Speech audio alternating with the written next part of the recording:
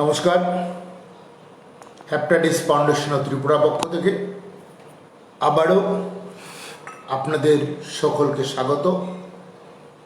Hepatitis foundation of ত্রিপুরার এই Facebook live অনুষ্ঠানে আমরা গত বেশ কিছুদিন ধরেই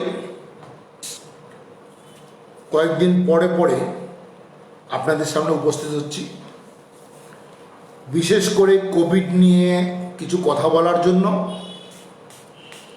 তার প্রধান উদ্দেশ্য হলো আমরা এমন কিছু কথা নিজেদের মধ্যে ভাগ করে নেব যেগুলি আমাদের আপনাদের সকলের উপকারে লাগে এবং সে উপকার আমাদেরকে সামাজিক পটভূমিতে কোভিড রোগ প্রতিরোধে সাহায্য করে।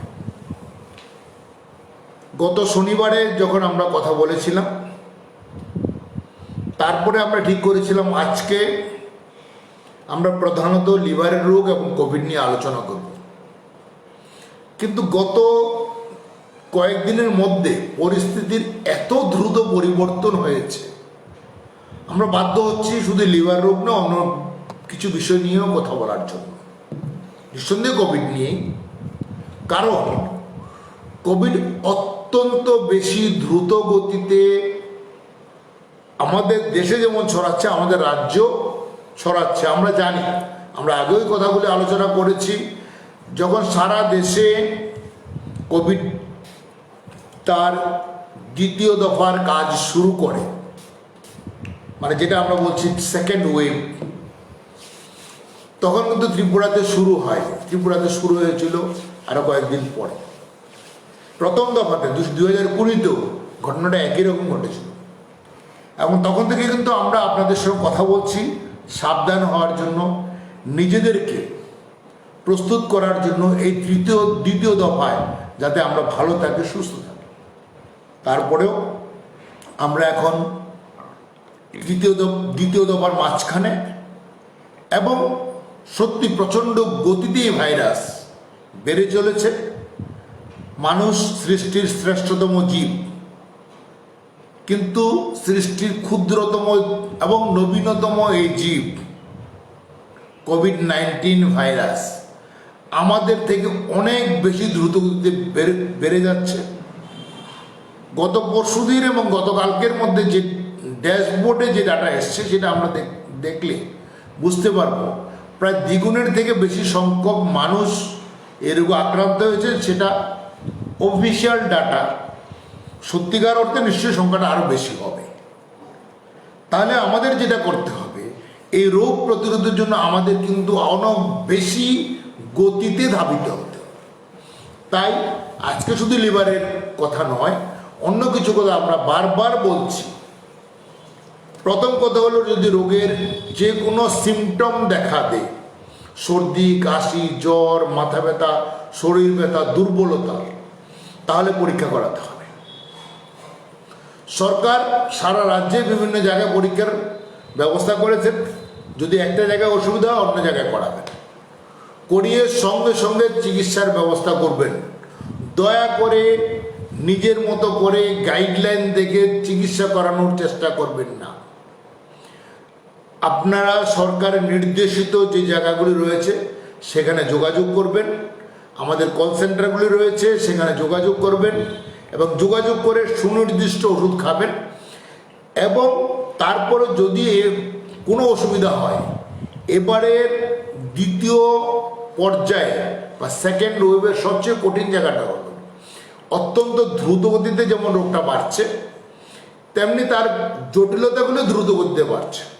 সকালবেলা যদি একজন ব্যক্তি সুস্থ থাকেন, বিকেলবেলা বা রাত্রিবেলা হতে হতে তার স্যাচুরেশন কমে হয়তো 90 হয়ে যাচ্ছে বা 95 হয়ে যাচ্ছে, তাকে হয়তো রাতে 2টোর সময় হসপিটালে নিয়ে যেতে হচ্ছে। সব জায়গাতে কিন্তু হাসপাতাল কাছাকাছি নেই। হাসপাতালে গেলেই আপনি সঙ্গে সঙ্গে একটা বেডের ব্যবস্থা হবে বা অক্সিজেন লাগানো যাবে 1 মিনিটের মধ্যে, সেটা সম্ভব নাও হতে পারে এবং সেটা কখনো সম্ভব নয়। আপনার বাড়িতে যদি আমি এই মুহূর্তে যাই, আপনি আমাকে সব কিছু ব্যবস্থা আপনার বাড়িতে করে দিতে পারবেন না, অত হাসপাতালে সেটা করতে পারবেন না। সেই সুযোগটা আমরা যাতে না দিই, আমাদের অল্প কিছু সমস্যা হলেই আমরা চিকিৎসকের শরণাপন্ন হব এবং যারা এই চিকিৎসার সঙ্গে যুক্ত তাদের সঙ্গে কথা বলবো। সরকারি হাসপাতালে আমরা যোগাযোগ করলে আমাদের সুনির্দিষ্ট ব্যবস্থা গ্রহণ করা হবে, তাহলে কিন্তু আমরা জটিলতার হাত থেকে নিজেকে রক্ষা করতে পারব। বাড়ির অন্যরা যদি অসুস্থ হয় বা তাদের যদি কোনো সমস্যা নাও থাকে, তাদের পরীক্ষা করাতে হবে। পরীক্ষা না করালে কিন্তু ওদেরও সমস্যাটা বাড়তে পারে। একই বাড়িতে যদি অনেকে অসুস্থ হয়ে যায়, তাহলে বাড়ির সমস্যা দেখা দেয়, সেটা আপনি বুঝতে পারেন। অতএব সে নিয়ে আমি আলোচনা করছি না। এবারের আরেকটা সমস্যা হলো, মধ্যবয়সী যারা যুবক যুবতী এবং প্রাপ্তবয়স্ক যারা, তারা বেশি করে অসুস্থ হচ্ছেন, তাদের জটিলতা বেশি হচ্ছে। এবং আমরা বুঝতে পারি একটা পরিবারের যখন একজন যুবক যুবতী বা একজন প্রাপ্তবয়স্ক ব্যক্তি অসুস্থ হন, পুরো পরিবার তখন সমস্যায় পড়ে যায়। অর্থাৎ সেটা যাতে না হয় আমাদের সাবধান থাকতে হবে। তারপরে একটা কথা আমার বলে নেওয়া ভালো, এখন থেকে আমরা হ্যাপাটাইটিস ফাউন্ডেশন থেকে আগেও যখন বিভিন্ন সমস্যা নিয়ে কথা বলেছি, তখন কিন্তু আমরা অনেকবারই পরবর্তী স্বাস্থ্য সমস্যা কী হতে পারে সেগুলি বলার চেষ্টা করেছি। এবারও বলছি, দ্বিতীয় দফার বা দ্বিতীয় পর্বের আমরা মাঝ দরিয়ায় এখন আছি নিঃসন্দেহে সমস্যার মধ্যে, কিন্তু আমাদের মনে রাখতে হবে তারপরে তৃতীয় পর্ব বা তৃতীয় ওয়েভ, তৃতীয় দফার কিন্তু কোভিড আমাদের জন্য অপেক্ষা করছে।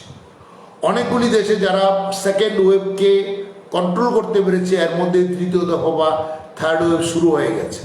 এবং সেখানে দেখা যাচ্ছে যারা কম বয়স, যাদের বয়স 18 বা 20 বছরের কম বা আরও যাদের বয়স কম, তারা কিন্তু বেশি আক্রান্ত হচ্ছে এবং তাদের ক্ষেত্রে চিকিৎসাটা কিন্তু আরও বেশি কঠিন। তাই আজকে থেকে আমাদের সেই সাবধানতা গ্রহণ করতে হবে। আমাদের ছোট ছেলেটিকে বা ছোট মেয়েটিকে এখন থেকেই বলে দিতে হবে, অভ্যাস করে নিতে হবে বাড়িতে থাকার জন্য। বাড়িতে থাকতে গেলে সে যেভাবে ভালো থাকে, পড়াশোনা থেকে শুরু করে বই পড়ার অভ্যাস, যেটা হয়তো আমাদের অনেকের নেই বা চলে গেছে, সেগুলি আবার নতুন করে শুরু করতে হবে, যাতে করে ওরা ঘরে থাকতে ভালোবাসে এবং ঘরে থাকলে যাতে সুস্থ থাকতে পারে।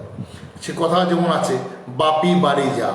আমি বলবো এখন সময় এসছে সবাইকে বলা, চলুন আমরা বাড়ি যাই, ঘরে থাকি, তাহলে আমরা সুস্থ থাকবো। দ্বিতীয় যে বিষয়টা নিয়ে আজকে অবতারণা, আসলে যেটা নিয়ে আমাদের কথা বলার ছিল, সেটা হল লিভারের সমস্যা। এবং তার একটা কারণ আছে যে লিভারের সমস্যা দেখা গেছে এই দ্বিতীয় ওয়েভে লিভারের সমস্যাটা বেশি হচ্ছে।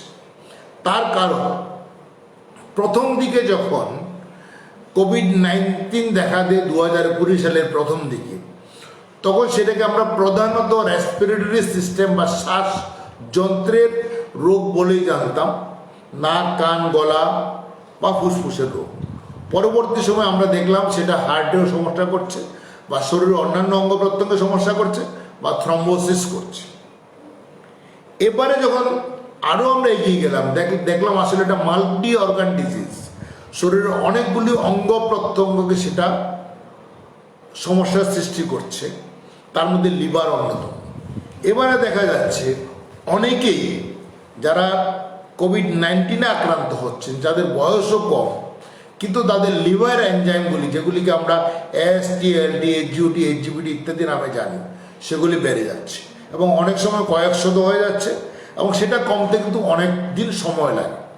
তাই সেগুলিকে যাতে কম রাখা যায় সেগুলিও চিকিৎসা করতে হচ্ছে এবং সেগুলি পরবর্তী সময় আপনি যে সুস্থ হয়ে যান কোভিড-19 থেকে, সেটা চিকিৎসা করার ব্যবস্থাটা আপনার মাথায় রাখতে হবে।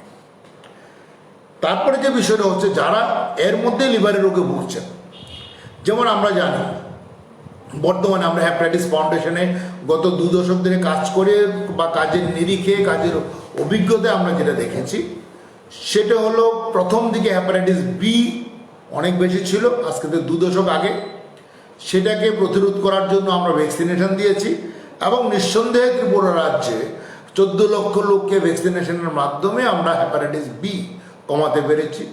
হ্যাপাটাইটিস সি অনেকটা কম ছিল, কিন্তু বর্তমানে ড্রাগ এডিকশন বা ইন্ট্রাভেনাস ড্রাগ ইউজের জন্য অনেকের আবার হ্যাপাটাইটিস সি কম বয়সীদের মধ্যে দেখা দিচ্ছে, সেটাকেও প্রতিরোধ করতে হবে। আমাদের সবাইকে যৌথভাবে মিলিতভাবে চেষ্টা করতে হবে আমাদের রাজ্যে ড্রাগ এডিকশন যাতে কমে বা সেটাকে যাতে আমরা আমাদের নবপ্রজন্মকে তার থেকে রক্ষা করতে পারি, সেটা আমাদের সকলের দায়িত্ব।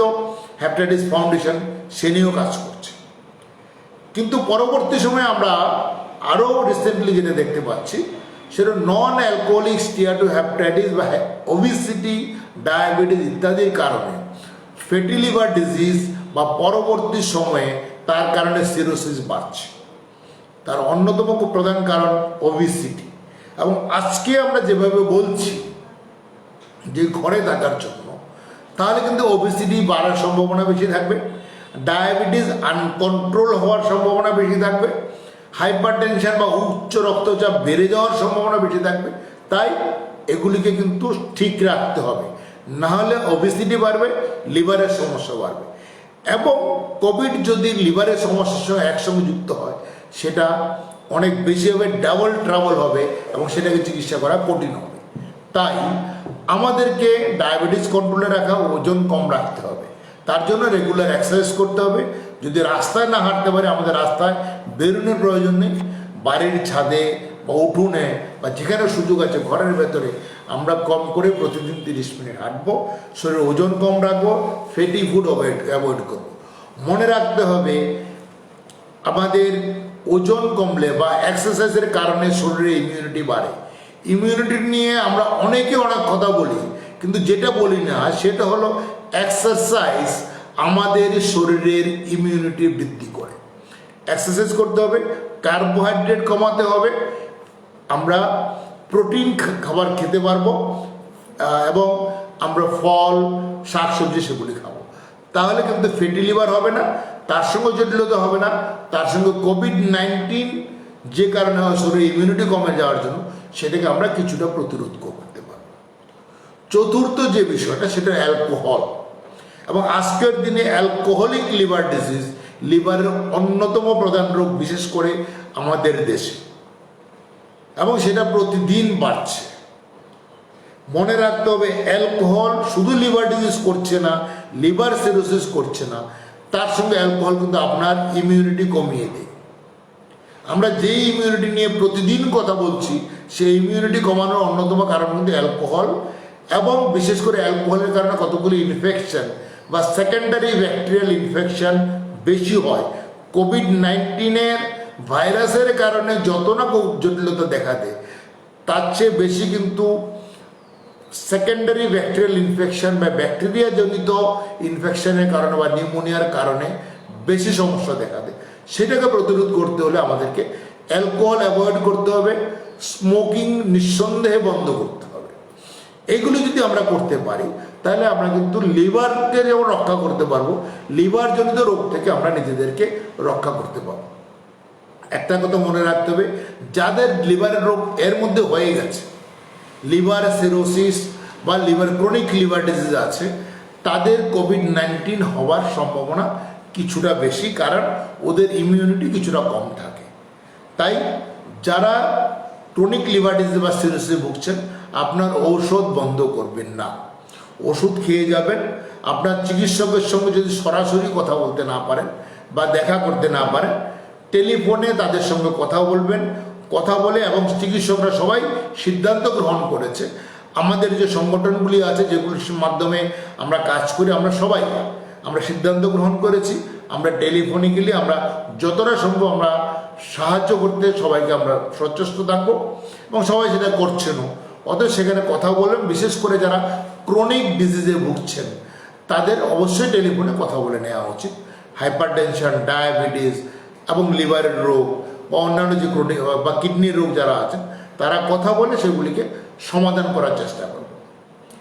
যারা হেপাটাইটিস বি টিকা আগে গ্রহণ করেননি, এখন যেহেতু কোভিড-19 টিকা নেওয়ার সময়, এই সময়ে আপনারা হেপাটাইটিস বি টিকা গ্রহণ করা থেকে বিরত থাকলেই ভালো হয়।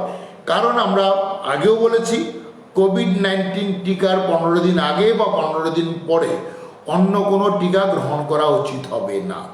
তাই এই মুহূর্তে অন্য কোনো টিকা যদি না নেওয়া সম্ভব হয়, কারণ 18 বছর বয়সের পরে অল্প কয়েকটি টিটনাস, টক্সয়েড বা রেবিস ভ্যাকসিন ছাড়া অন্যান্য টিকা নেওয়ার খুব বেশি প্রয়োজন হয় না। তাই অন্য টিকাগুলি এই সময় অ্যাভয়েড করবেন এবং টিকাগুলি আপনারা কোভিড-19 টিকার উপরে আমাদের জোর দিতে হবে। এবারে আমার যে বিষয়টা বলার, বারবার বলেছি, আগেও বলেছি, আমরা আমাদের রাজ্য সরকার, আমাদের কেন্দ্র সরকার এবং সবাইকে, সিভিল সোসাইটিকে অনুরোধ করব, আমরা সবাই সচেষ্ট হব 18 বছরের উপরে সকলকে টিকা দেওয়ার ব্যবস্থা গ্রহণ করার জন্য। সেটা যদি আমরা করতে পারি তাহলে কিন্তু সেকেন্ড ওয়েভ বা দ্বিতীয় পর্যায়ের কোভিড-19কে আমরা প্রতিরোধ করতে পারবো। এটা আমাদের সবারই জানা। আমরা যত পদ্ধতির কথা বলে থাকি না কেন, কোভিড-19 বা কোভিড সম্পর্কিত স্বাস্থ্যবিধিগুলি আমরা সবই মেনে চলব, কিন্তু তারপরেও কোথাও না কোথাও আমাদের গ্যাপ থেকে যায়। সেটা কিন্তু পূরণ করতে পারে বা সম্পূর্ণরূপে দমন করতে পারে কোভিড ভ্যাকসিন। এবং কোভিড ভ্যাকসিন নেওয়া আমাদের সবার কর্তব্য। 45-এর উপরে যেটা দেওয়া হচ্ছে সেটা তো যদি আমরা কেউ এর মধ্যে নিয়ে না থাকি, অতি অবশ্য তাড়াতাড়ি আমরা নেব। 18 থেকে 45 পর্যন্ত সবার যাতে টিকা দেওয়ার ব্যবস্থা করা হয়, সরকারের কাছে আমরা বারবার অনুরোধ করব।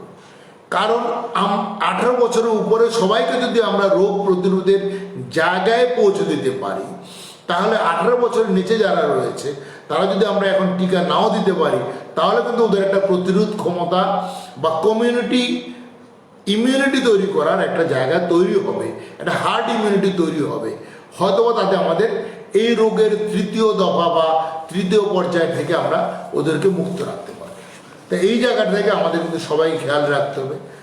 তারপরে যে বিষয়টা, আমরা আমাদের সায়েন্টিস্টরা নিঃসন্দেহে কাজ করছেন, তবুও আমরা বলবো যারা এই বিষয়গুলি নিয়ে কাজ করেন, 18 বছর নিচেও যাদের টিকা দেওয়া যায় সেটা নিয়ে পরীক্ষা নিরীক্ষা এবং ট্রায়াল করার বোধহয় সময় এসে গেছে।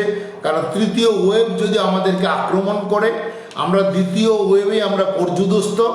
আমাদের সারা দেশ, আমাদের রাজ্য এই মুহূর্তে এই দ্বিতীয় ওয়েভের কবলে অত্যন্ত কঠিন পরিস্থিতির মধ্যে যাচ্ছি। তৃতীয় ওয়েভ আমাদেরকে আরও বেশি ক্ষতি করবে। তাই যাদের বয়স 18-এর নিচে তাদের ভ্যাকসিনেশন করা যায় কিনা, বিজ্ঞান বা বিজ্ঞানীরা সেটা নিশ্চয়ই চিন্তা করছেন এবং করবেন। এবং আমরা সবাই বিশ্বাস করব সেদিন দূর হবে না যেদিন আরও কম বয়স্কদের জন্য আমরা টিকা দিতে পারব। স্বাস্থ্য বা জনস্বাস্থ্য, আমরা বারবারই বলি, আমাদেরকে রোগ প্রতিরোধের ক্ষেত্রে একটা বিশাল জায়গায় পৌঁছে দিতে পারে। অথবা আমরা সত্যি এই বিশাল আতঙ্ককে আমরা কিন্তু দমন করতে পারবো যদি না আমরা এই রোগটাকে প্রতিরোধ করতে পারি বা নিয়ম কানুনগুলি আমরা মানতে পারি। আমরা যদি বড়রা মানি, ছোটরাও মানবে, ওরাও ঘর থেকে বেরোবে না। ওরা হয়তো ঘরে কিছু কনস্ট্রাকটিভ বা ভালো কাজ করে নিজেদেরকে ব্যস্ত রাখবে। তাহলে কিন্তু আমরা দ্বিতীয় এবং তৃতীয় ওয়েভ থেকে নিজেদেরকে রক্ষা করতে পারব। তারপরে যে জিনিসটা আমার বলার আছে এবং যেটা অত্যন্ত গুরুত্বপূর্ণ, নিঃসন্দেহে আমরা একটা কঠিন সময় দিয়ে যাচ্ছি। তার মানে এই নয় আমরা ঘরে বসে দুশ্চিন্তে থাকবো। আমরা সব কাজ করব, সব নির্দিষ্ট সময় করে বন্ধুদের সঙ্গে টেলিফোনে কথা বলুন, প্রয়োজনে ভিডিও কল করুন। কারণ বন্ধুদের সঙ্গে আপনি যত কথা বলবেন তত আপনার মনের দুঃখ, বেদনা, আনন্দ সবগুলি প্রকাশিত হবে। এবং মনে রাখতে হবে, যত আমরা আনন্দে থাকি তত কিন্তু আমাদের শরীরে ইমিউনিটি বাড়ে, রোগ প্রতিরোধ ক্ষমতা বাড়ে, আমরা ভালো থাকি, আমরা সুস্থ থাকি। তাই আজকের দিনে আমরা একটা কঠিন সময়ের মধ্যে দিয়ে অতিবাহিত করলেও আমাদেরকে চেষ্টা করতে হবে যাতে আমরা ভালো থাকি, আমরা সুস্থ থাকি। আমাদের বিশ্বাস আপনারা সবাই ভালো থাকবেন, সুস্থ থাকবেন। এই কঠিন সময় অত্যন্ত তাড়াতাড়ি দ্রুত বেগে যেমন রোগটা এসছে, সেই দ্রুততার সঙ্গে আমাদের সকলের মিলিত প্রচেষ্টায় আমরা প্রতিরোধ করতে পারব। একটা প্রশ্ন এসছে, কোভিড ভ্যাকসিন আমাদের শরীরে কতদিন কাজ করবে, 6 মান্থ অর 1 ইয়ার? এটা অত্যন্ত কঠিন প্রশ্ন। এই প্রশ্নের উত্তর এই মুহূর্তে নেই। শুধু আমি বলতে পারি, যেটা আগেও আমরা বারবার বলেছি, যে কোভিড ভ্যাকসিন আজকে দিলে 15 দিন পর থেকে সেটা কাজ করতে শুরু করে, অ্যান্টিবডি তৈরি হয়। দ্বিতীয় ডোজ যেহেতু আমরা কোভিশিল্ড এখানে দিচ্ছি, বা অন্যান্য রাজ্যে অনেক জায়গায় যেখানে কোভ্যাক্সিন দেওয়া হচ্ছে, কোভ্যাক্সিন 4 সপ্তাহ পরে দেওয়া হয়, কোভিশিল্ড 4 সপ্তাহ থেকে 8 সপ্তাহের মধ্যে দিতে হয় দ্বিতীয় ডোজ। দ্বিতীয় ডোজের 15 দিন পরে অ্যান্টিবডি একটা অপটিমাম লেভেল বা মোটামুটি আমরা বলতে পারি হাইয়েস্ট লেভেলে পৌঁছয়, তখন তার অ্যান্টিবডি তৈরি হয় বা রোগ প্রতিরোধ ক্ষমতাটা একটা ভালো জায়গায় পৌঁছে সেটা অনেক দিন প্রতিরোধ করতে পারে। কিন্তু এই প্রতিরোধ কতদিন, যেহেতু রোগের বয়স এবং টিকার বয়স দুটোই কম, এই মুহূর্তে বলা কঠিন। তো একটা জিনিস বলবো যে ইমিউনিটি সবার কিন্তু একই রকম তৈরি হয় না, কারো বেশি হয় কারো কম হয়। কিন্তু তারপরে একটা কথা যে ইমিউনোলজিক্যাল মেমোরি, যদি আমাদের অ্যান্টিবডি কম তৈরি হয়ও তারপর কিন্তু আমাদের ইমিউন সিস্টেম একটা মেমোরি আছে, সে মনে রাখতে পারে যে এ আমার শত্রু, কে আমার বন্ধু। অতএব সে শত্রুকে মনে রাখে এবং অনেকদিন কিন্তু রোগ প্রতিরোধ ক্ষমতা আমাদের শরীরে থাকে। তাই আমরা বিশ্বাস করব যে এই প্রতিরোধ ক্ষমতা অনেকদিন থাকবে। এবং যেহেতু এটা একটা প্যান্ডেমিক সিচুয়েশন, আশা করা যায় এই রোগ 1.5-2 বছরের বেশি থাকবে না। তাই আশা করি সে ততদিন পর্যন্ত আমাদের একটা প্রিভেন্টিভ ইমিউনিটি আমাদের ডেভেলপ করবে, সেটা নিয়ে আমরা ভালো থাকতে পারবো। আরেকটা প্রশ্ন, কী ধরনের খাবারের সবচেয়ে বেশি প্রতিরোধ ক্ষমতা বাড়ায়? সব খাবারেই প্রতিরোধ ক্ষমতা আছে, কারণ একটা কথা সহজভাবে যদি আমরা মনে রাখি যে প্রকৃতি তার যে খাদ্য যে সৃষ্টি করে, সেই সৃষ্টিগুলি কিন্তু আমাদের জন্যই করেছে বা একে অপরকে সাহায্য করার জন্য সেটা তৈরি হয়েছে। অতএব সব খাদ্যই ভালো। তার মধ্যে যেটা আমি বলছিলাম যে প্রোটিন জাতীয় খাবার বেশি গ্রহণ করা উচিত, শাক সবজি যেগুলিতে ভিটামিনস থাকে, মিনারেলস থাকে বা ফুড সাপ্লিমেন্ট থাকে সেগুলিকে গ্রহণ করা উচিত। আর্টিফিশিয়াল ফুড সাপ্লিমেন্ট থেকে যেগুলি আমাদের প্রকৃতিতে পাওয়া যায়, যেমন ফ্রুটস এবং ভেজিটেবলস, সেগুলি অনেক বেশি ভালো।